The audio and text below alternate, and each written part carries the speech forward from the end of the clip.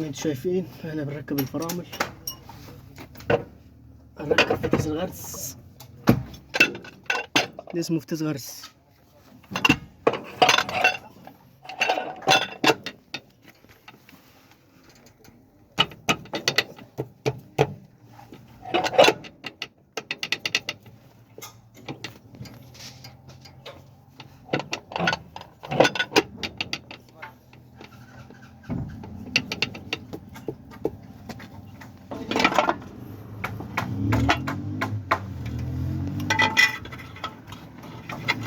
انتوا شايفين المسامير.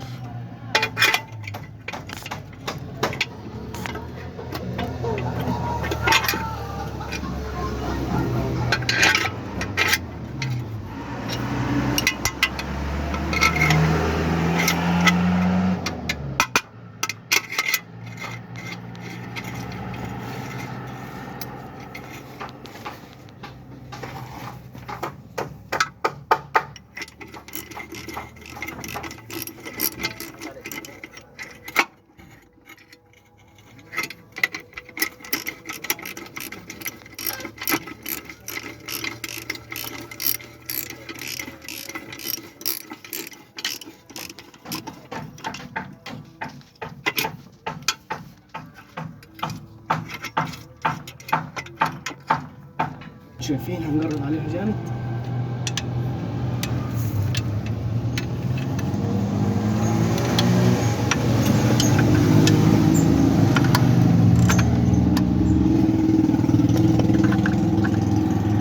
الماسورة دي بتاع فتيس الغرز، تخلي العجل واحد مع بعضيه. ده لو غرز منه تفتح الفتيس اللي نزلناه.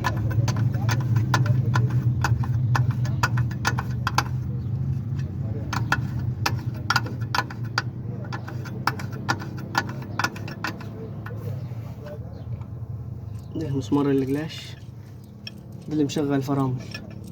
المسمار ده من غيره الفرامل ما تشتغلش.